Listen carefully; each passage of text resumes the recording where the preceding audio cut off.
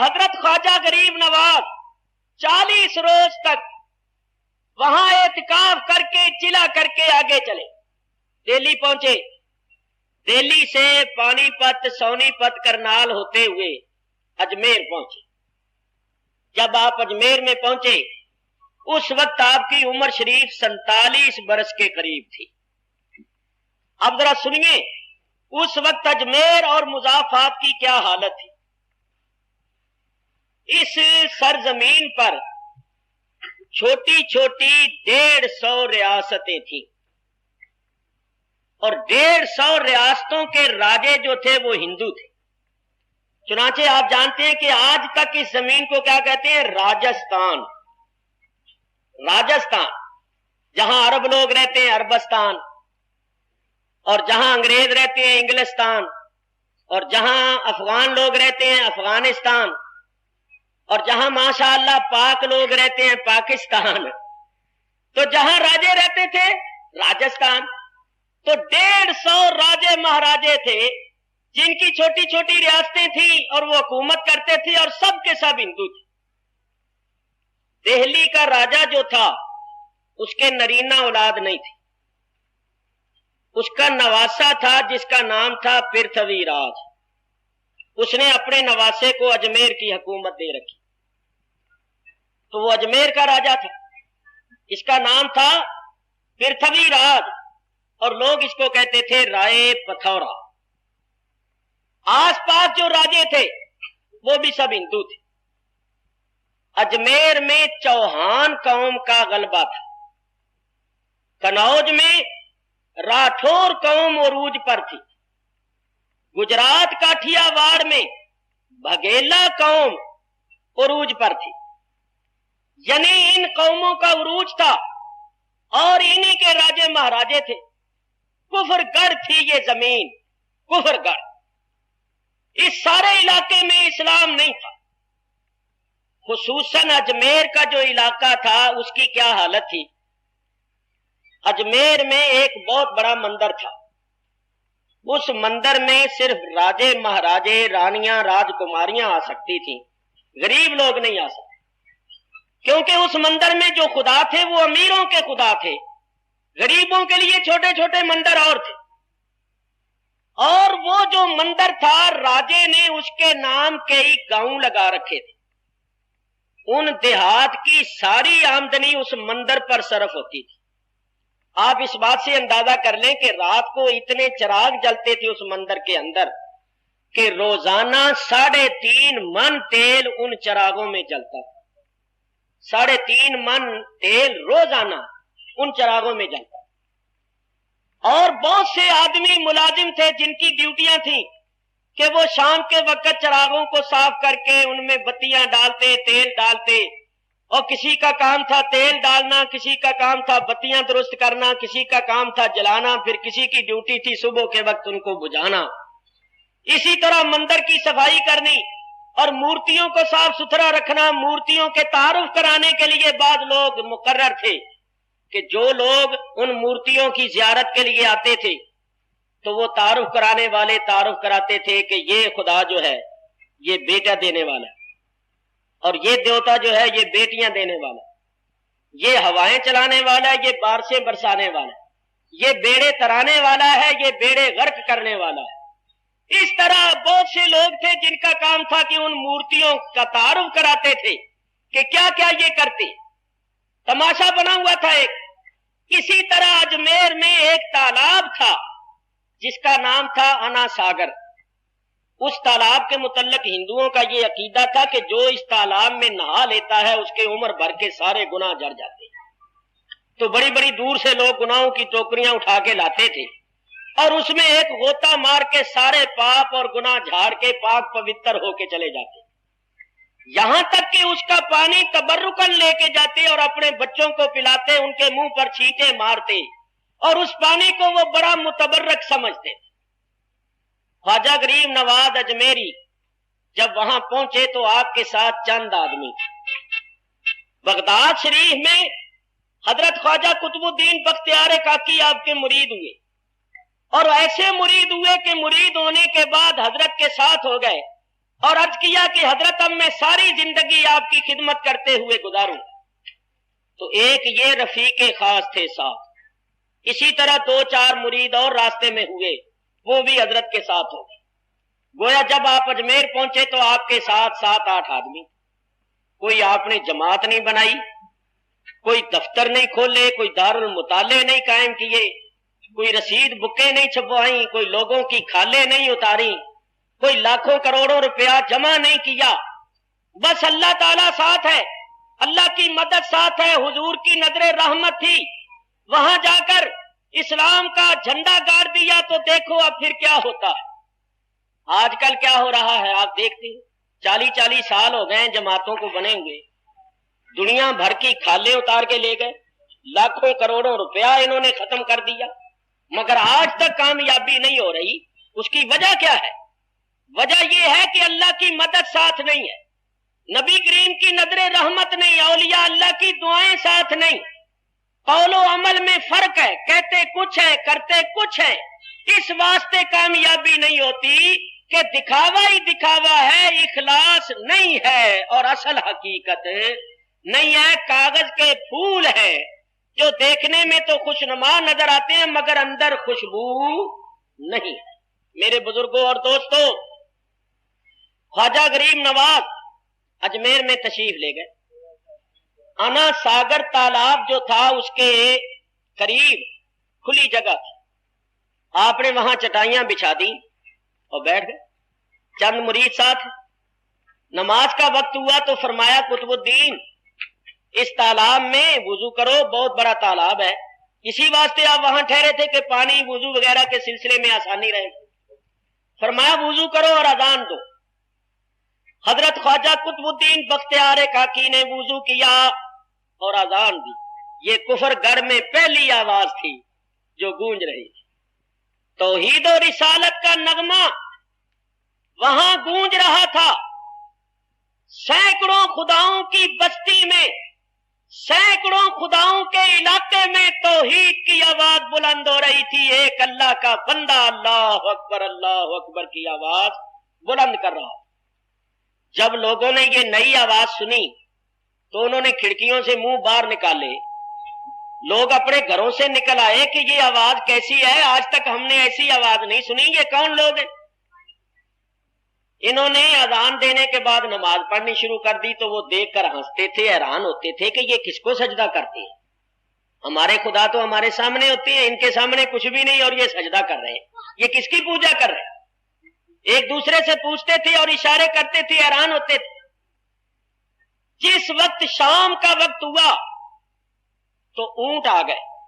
راجے کے اونٹ باہر سے چر کر آئے اور جہاں حضرت خواجہ غریب نواز نے چٹائی بچھائی تھی اور بیٹھے تھے, یہ اونٹوں کے بیٹھنے کی جگہ تھی. چرواؤں نے کہا اٹھو بابا یہاں سے. کون ہو تم لوگ, یہاں آ کر بیٹھ گئے ہو, یہ اونٹوں کے بیٹھنے کی جگہ ہے, اٹھو یہاں سے کسی اور جگہ اپنا ڈیرا لگاؤ. آپ نے فرمایا بھائی اتنا کھلا میدان ہے, اتنی زمین پڑی ہے, ادھر اونٹ بھی بیٹھ جائیں گے. ہم لوگوں نے اگر تھوڑی سی جگہ روک لی ہے تو اونٹوں کے بیٹھنے میں کوئی رکاوٹ پیدا نہیں ہوتی, اونٹ بھی ادھر بیٹھ جائیں گے. میں نے کہا نہیں اٹھو, تمہیں اٹھنا پڑے گا, یہ اونٹوں کے بیٹھنے کی جگہ, یہاں اونٹ ہی بیٹھیں گے, تم نہیں بیٹھ سکتے ہو. اور تمہیں معلوم نہیں یہ کس کے اونٹ ہے, یہ راجے کے اونٹ ہے, یہاں راجے کے اونٹ ہی بیٹھیں گے, تم نہیں بیٹھ سکتے, اٹھو جلدی کرو. جب انہوں نے بد کلامی کی, کوئی ادب احترام نہ کیا, تو آپ نے فرمایا قطب الدین یہاں سے چٹائیاں اٹھا کے ادھر کر لو. یہ کہتے اونٹوں کے بیٹھنے کی جگہ ہے, اونٹ ہی بیٹھیں گے تو اونٹ ہی بیٹھے رہے. آپ نے فرما دیا اور چٹائیاں اٹھا کے. بھائی اونٹوں کو کیا ہو گیا؟ تو بعد چرواہے کہنے لگے کہ اس فقیر نے کہا تھا نا کہ بیٹھے ہی رہے, تو وہ بیٹھے ہوئے ہیں, ایسا معلوم ہوتا ہے کہ اس نے جادو کر دیا. وہ آئے آپ کے پاس کہ فقیر بابا تم نے اونٹوں پر جادو کر دیا ہے, اونٹ اٹھتے ہی نہیں ہے, مہربانی کرو اپنا جادو واپس لو. اگر اونٹ نہ اٹھے اور انہوں نے کچھ کھایا پیا نہیں تو یہ تو مر جائیں گے. فرمایا ہم نے کوئی جادو وادو نہیں کیا, ہمارا جادو سے کوئی تعلق نہیں ہے. کہ بابا پھر وہ اٹھتے کیوں نہیں ہیں؟ فرمایا اب ہمیں کیا معلوم, اللہ جانے. بابا مہربانی کرو. یہ خبر سارے شہر میں بجلی کی طرح پھیل گئی کہ اس فقیر نے کہا تھا بیٹھے ہی رہیں تو وہ بیٹھے ہوئے, اٹھتے ہی نہیں. दुनिया देखने के लिए आई, कोई इधर खड़ा हुआ है, कोई उधर बैठा हुआ है, देख रहे हैं। राजे तक भी ये खबर पहुंच गई। तो आपने फरमाया कि तुम लोगों ने हमसे सख्ती से कलाम किया, बदकलामी की, इतनी जगह पड़ी थी तो ऊंट भी बैठ सकते थे, तुमने हमें उठाया। अच्छा बाबा अब हम नहीं उठाते, मेहरबानी करो और ऊंटों को उठाओ। फरमाया जाओ ऊंटों को उठाओ, जिसके हुक्म से बैठे हैं उसके हुक्म से उठ बैठे। अब जो उन्होंने आकर उठाया तो ऊंट उठ बैठे। ये खबर भी बिजली की तरह फैल गई कि कल उसने कहा था बैठे ही रहे तो वो बैठे ही रहे, आज उसने कहा जाओ उठाओ तो वो उठ बैठे। चर्चा हो गया, जगह जगह यही बात शुरू हो गई कि एक फकीर आया, चंद उसके चेले हैं साहब, तो जो उसके मुंह से निकलता है वही हो जाता है, और उसका चेहरा जाके देखो कितनी नूरानियत है, कितनी रूहानियत है, दिल चाहता है उसका चेहरा देखते ही रहे। लोग आने शुरू हुए और वो आपको देखकर मुतासिर होने शुरू। आप पांचों वक्त अजान देते थे, वहां जमात होती थी और जिक्र फिक्र के हल्के होते थे। राजे तक खबर पहुंची कि ये तो बड़ी मुसीबत हो गई है, इस फकीर को यहां से निकालना चाहिए, इस फकीर को यहां से निकालो, लोग मुतासिर हो रहे हैं, कहीं ऐसा ना हो कि लोग अपना धर्म छोड़कर इसका दीन कबूल कर लें। तो ये हमारे लिए बड़े शर्म की बात होगी कि हुकूमत हमारी, राज हमारा, और एक फकीर आकर हमारे धर्मियों को अपने धर्म से फेर दे। उठाओ इनको यहां। और राजा सबसे बड़ी बात यह है कि ये लोग हमारे धर्म के मुखालिफ हैं, मगर हमारे पाक पवित्र तालाब में हाथ धोते हैं, मुंह धोते हैं, पैर धोते हैं, और उस पाक पवित्र तालाब को बहिष्ट करते हैं, गोया उनकी जुबान में पलीद करते हैं। तो इनको उस तालाब में वुजू वगैरह करने और मुंह हाथ पैर धोने से रोको। राजे ने सरकारी हुक्म जारी कर दिया, चंद सिपाही भेजे कि जाओ उस फकीर से कहो कि यहां से चले जाओ, और हमारे पाक पवित्र तालाब में तुम्हें वुजू वगैरह करने की इजाजत नहीं। जब उन सिपाहियों ने आकर कहा कि फकीर बाबा यहां से जाओ, किसी और जगह जाओ, यहां नहीं तुम रह सकते, आपने फरमाया हम जाने के लिए नहीं आए, यहां रहने के लिए आए।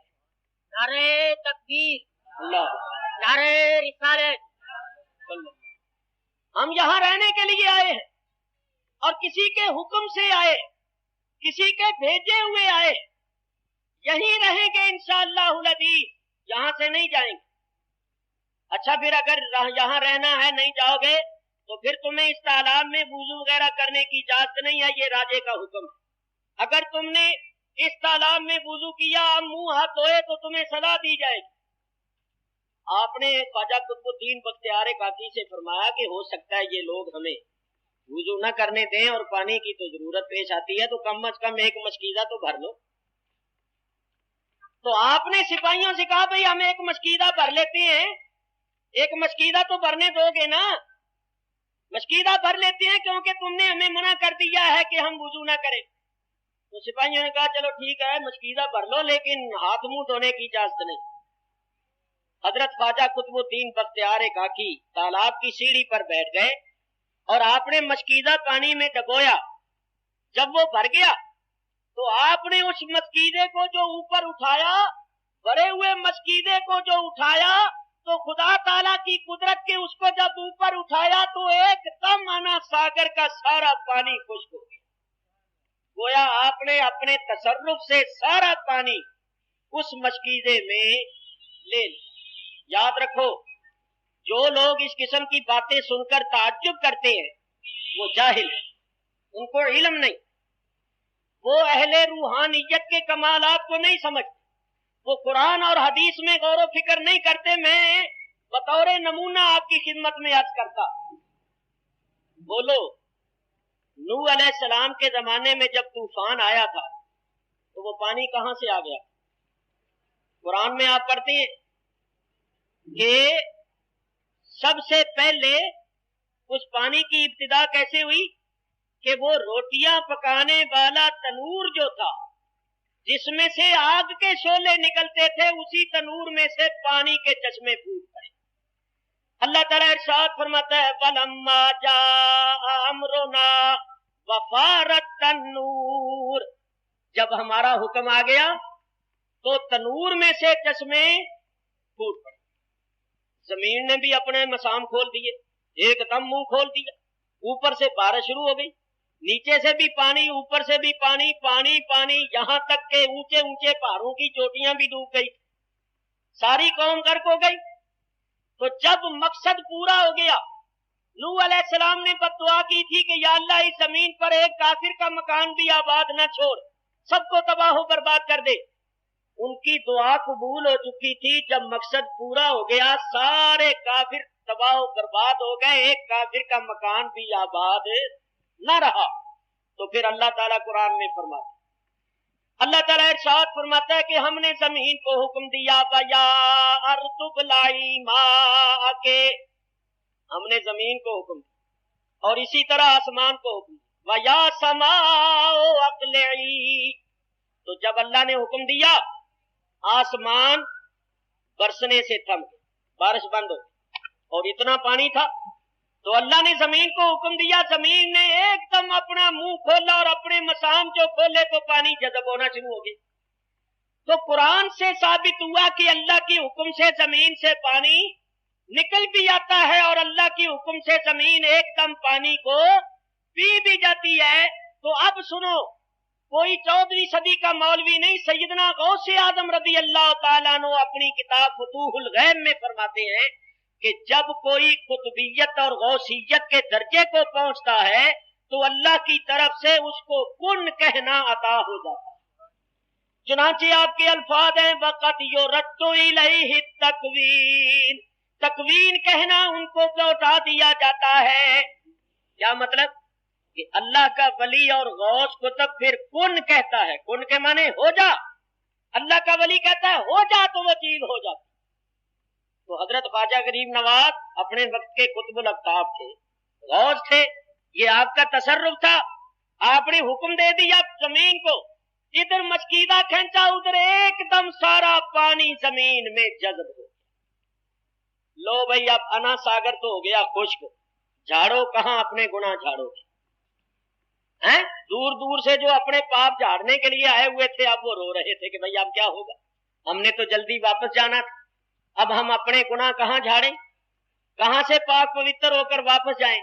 اور اگر اسی طرح پاپ کی گٹھڑیاں ساتھ واپس لے گئے تو یہ بڑے شرم کی بات ہے، اتنے دور سے آئے۔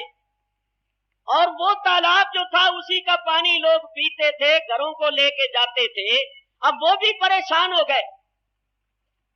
انا ساگر کے خشک ہونے اور آپ کی اس کرامت کا چرچا ہو، دور دور تک خبریں پہنچی، دوسرے راجوں مہاراجوں تک بھی خبریں پہنچی کہ فقیر نے مشکیزہ بھرا اور سارا پانی اس میں لے لیا۔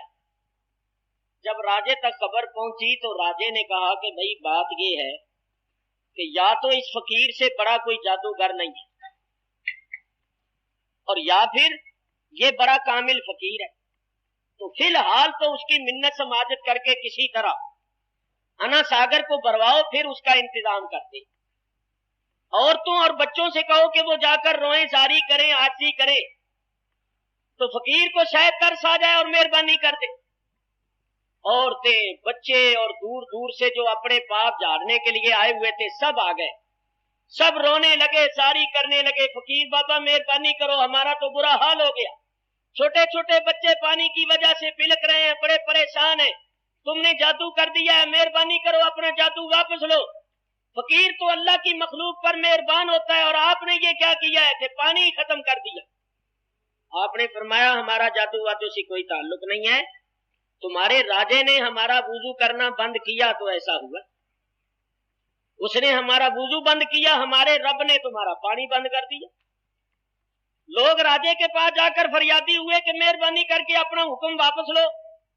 راجے نے حکم واپس لے لیا، سپاہیوں کو بھیجا، انہوں نے کہا اچھا فقیر بابا آپ کو وضو وغیرہ کرنے کی اجازت ہے، لیکن مہربانی کرو یہ جو سارا پانی آپ نے جذب کیا ہے مشکیزے میں بھر لیا، اس کو واپس کرو۔ جب اجازت مل گئی تو آپ نے خواجہ قطب الدین سے فرمایا قطب الدین جاؤ مشکیزے میں جو بقیہ پانی ہے وہ جا کر انا ساگر میں ڈال۔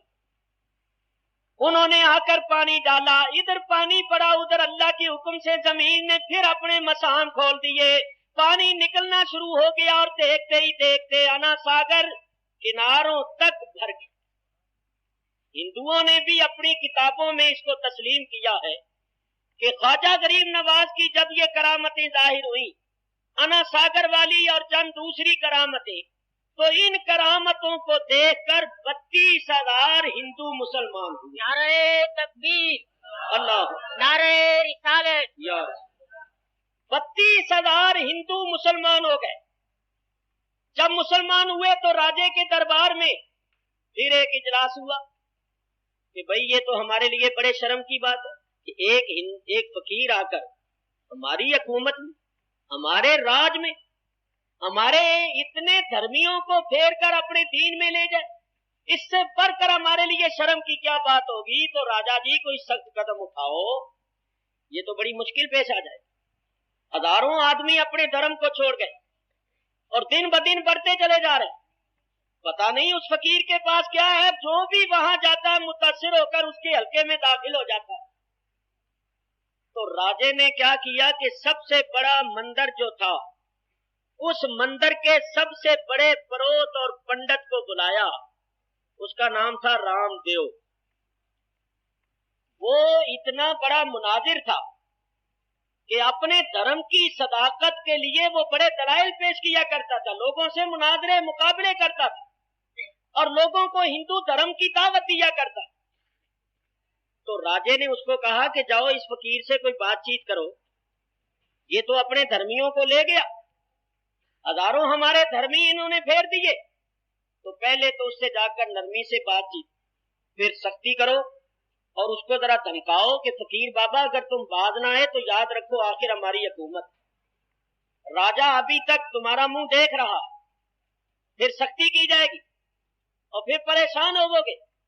تو یہاں سے چلے جاؤ، یہاں فتنہ برپا نہ کرو. تم نے تو یہاں آ کر ایک فتنہ برپا کر دیا معاذ اللہ.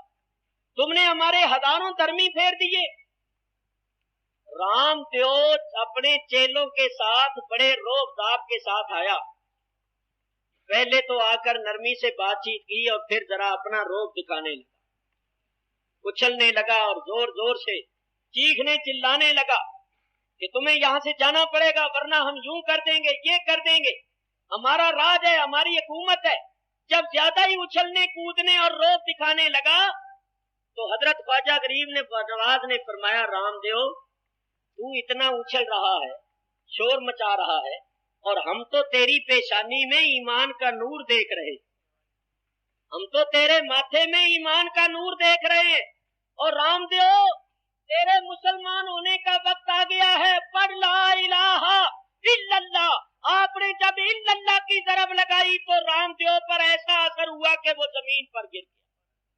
اور جو ہی زمین پر گرا اس کی زبان سے حق ہو جاری ہو، زمین پر لوٹ پوٹ ہو رہا ہے، وجد و رقص کی حالت ہے اور آخر اس کی زبان پر جاری ہو گیا لا الہ الا اللہ، لا الہ الا اللہ محمد الرسول اللہ. لوگ دوڑے ہوئے گئے راجے کے پاس، راجا بیڑا ہی گرک ہو. اس نے کہا کیوں؟ کہنے لگے سب سے بڑا پنڈت، سب سے بڑا پروت، سب سے بڑے مندر کا پروت رام دیو مسلمان ہو گیا ہے، وہ بھی اپنا دھرم چھوڑ کے اس فقیر کے دین میں چلا گیا. راجے نے ماتھے پر ہاتھ رکھ لیا کہ کیا کرے. اتنا بڑا پنڈت جو دوسروں کو اپنے دھرم کی تبلیغ کرتا تھا وہ اپنا دھرم چھوڑ گیا. راجا بڑا پریشان ہوا بھی اب کیا کیا جائے. ادھر رام دیو جو مسلمان ہوا تھا آپ نے اس کا نام رکھا عبداللہ. عبداللہ نام رکھا. عبداللہ نے کہا حضرت میری یہاں زمین ہے، جدی پشتی زمین جو میرے باپ دادے سے چلی آئی، میں وہ ساری زمین آپ کی خدمت میں ہدیہ اور نذرانہ پیش کرتا ہوں، قانونی طور پر آپ کے نام لگا دیتا. تو آپ میری زمین میں چلیے، یہ جو ہے دن کا جھگڑا یہاں سے اٹھو وہاں سے اٹھو یہ چکر ختم ہو جائے گا. ہماری اپنی زمین ہوگی، اس زمین میں ہم مسجد بنائیں گے، حجرے بنائیں گے، آستانہ بنائیں گے، خانقاہ بنائیں گے اور آزادی کے ساتھ اپنی زمین میں مسجد بنا کر اس میں اذان دیں گے، جماعت کریں گے، دین اسلام کی تبلیغ کریں گے. کسی کی جرأت نہیں ہوگی کہ ہمیں کہے گا اٹھو کیونکہ ہم اپنی زمین میں بیٹھے. چنانچہ سابق رام دیو اور حال عبداللہ نے اپنی ساری زمین حضرت کی خدمت میں پیش کر. آپ وہاں تشریف لے گئے वो 32,000 हिंदू जो मुसलमान हुए थे सब मुरीद थे, सारे हाथों हाथ लग गए और उन्होंने मिट्टी में पानी डाल के गारा बनाया, कच्ची ईंटें बना ली और वैसे ही गारे से दीवारें बना के जनाबी वाला चंद दिनों के अंदर अंदर मस्जिद, हुजरे, खानकाएं और आस्ताना बन गया। जब आस्ताना बन गया तो अब उस आस्ताने में 5 वक्त अजान होती थी, जमात होती थी।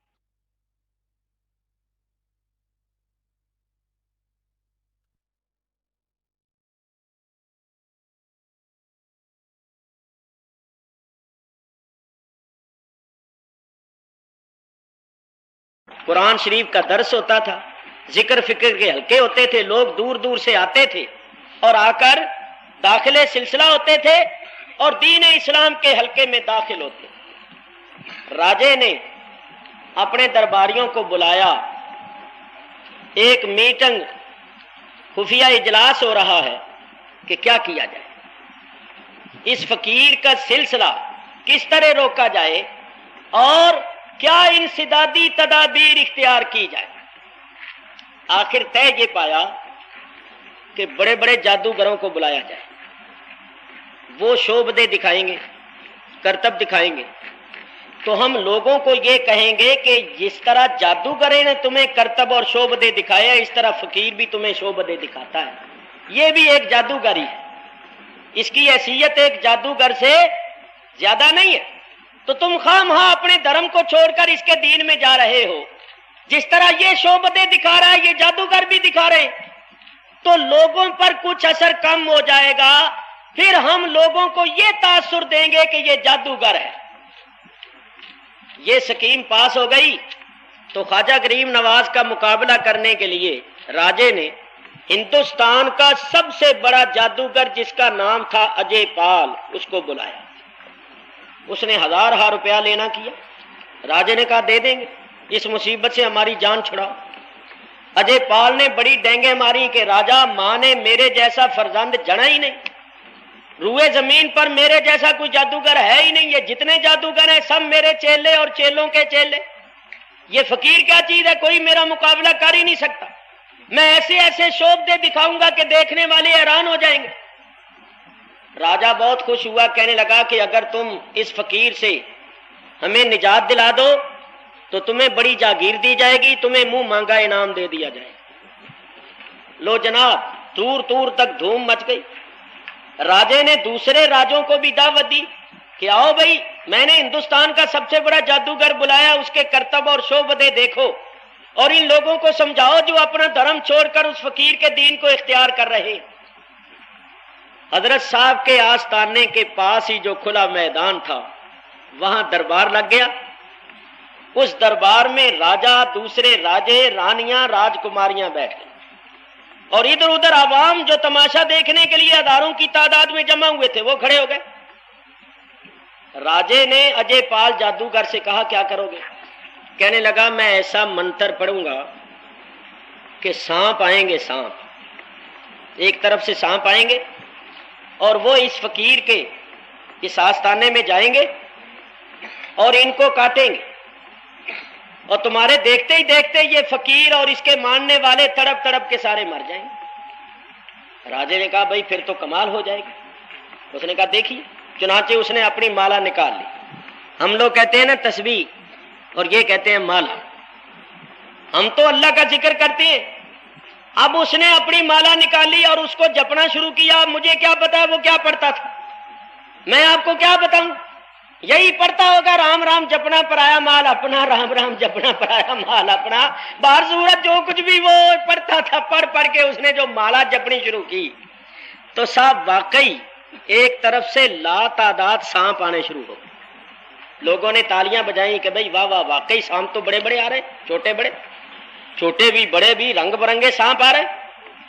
लेकिन जो सांप भी, यहां मैं एक बात भूल गया, जब हजरत ख्वाजा गरीब नवाज को बताया गया कि हिंदुस्तान का सबसे बड़ा जादूगर बुलाया गया है और वो जादू करेगा और तरह तरह के शोबदे दिखाएगा, तो आपने आयतल कुर्सी शरीफ पढ़कर अपनी जगह के इर्द गिर्द खते हिसार खींच दिया। फरमाया इंशाअल्लाह इस खत के अंदर जादू का असर नहीं हो। میرے بزرگوں اور دوستوں، کاملین جو ہوتے ہیں ان کی بات اور ہوتی ہے۔ آیت الکرسی تو میں بھی پڑھتا ہوں، آپ بھی پڑھتے ہیں، مگر زبان کی تاثیر کا فرق ہوتا ہے، پڑھنے والے کے مقام کی بھی بات ہوتی ہے۔ یوں سمجھ لو کہ اذان میں بھی دیتا ہوں، آپ بھی دیتے ہیں، 5 وقت اذانیں ہوتی ہے، اور حضرت بلال بھی اذان دیتے تھے، کلمے بھی وہی ہیں، الفاظ بھی وہی ہیں، مگر زبان کی تاثیر اور ان کے مقام کا یہ فرق تھا کہ ایک دن انہوں نے فجر کی اذان نہیں دی تھی تو صبح ہی نہیں ہوئی تھی۔ تو خواجہ غریب نواز کا آیت الکرسی پڑھنا کجا کجا میرا تمہارا پڑھنا، آپ نے آیت الکرسی شریف پڑھ کر خط حصار کھینچ دیا۔ اجے پال کے جتنے بھی سانپ تھے، جو سانپ بھی اس خط حصار کے پاس پہنچتا وہاں ڈھیری ہو جاتا، وہاں ختم ہو جاتا۔ اللہ نے تو فرشتے مقرر کر دیے، موکل مقرر کر دیے جو سانپوں کو ختم کر دیتے۔ تو راجے نے کہا بھئی تیرا تو ایک سانپ بھی اندر نہیں جا سکا، تو کہتا تھا یہ ڈسیں گے، کاٹیں گے، تڑپ تڑپ کے مر جائیں گے، تیرے تو اپنے ہی سانپ مر گئے۔ اجے پال نے کہا راجا جی کوئی بات نہیں، بات یہ ہے کہ فقیر بڑا تکڑا ہے۔ تو یہ تو ہوتا ہی ہے، 2 پہلوان جب اکھاڑے میں لڑتے ہیں تو اگر کسی پہلوان کا پہلا داؤ کامیاب نہیں ہوتا تو وہ دوسرا لگاتا ہے، دوسرا کامیاب نہیں ہوتا وہ تیسرا لگاتا ہے۔ یہ کوئی ضروری نہیں ہے کہ پہلے راؤنڈ میں ہی کامیابی ہو جائے، تو کوئی بات نہیں ہے، اگر فقیر نے میرا یہ داؤ غلط کر دیا ہے تو میں دوسرا داؤ لگاتا ہوں۔ راجے نے کہا اچھا اب کیا کرو گے؟ کہنے لگا اب میں ان پر آگ کا می برساؤں گا، ایسا عمل کروں گا ان پر آگ کا می برسے گا، اوپر سے چونکہ آگ برسے گی تو وہ آگ ان کو جلا کر خاک کر دے گی۔ اچھا پھر اس نے اپنی وہ مالا جپنی شروع کی تو سب واقعی دیکھنے والوں کو ایسا لگتا تھا کہ آگ کا می برس رہا، آگ کی بارش ہو رہی ہے۔ اس آگ کی بارش نے آس پاس کے درختوں کو جلا دیا، مگر حضرت نے جو خط حصار کھینچا تھا اس کے اندر ایک چنگاری بھی نہ گئی۔ راجے نے کہا بھئی تیرا تو یہ عمل بھی باطل گیا، وہ تو اسی طرح نظر آ رہے ہیں، بیٹھے ہوئے ہیں سامنے، چل پھر رہے ہیں۔ کہنے لگا کوئی بات نہیں، میں اور داؤ لگاتا ہوں اور عمل کرتا ہوں۔ کہ اچھا آپ کیا کرو گے؟ اس نے کہا دیکھیے کیا کرتا ہوں۔ اس نے اپنے سامان میں سے ہرن کی کھال نکالی، اس کو وہ کہتے تھے مرگ چھالا، وہ مرگ شالہ نکالی اور وہ بچھا دی۔ ہرن کی کھال زمین پر بچھا کے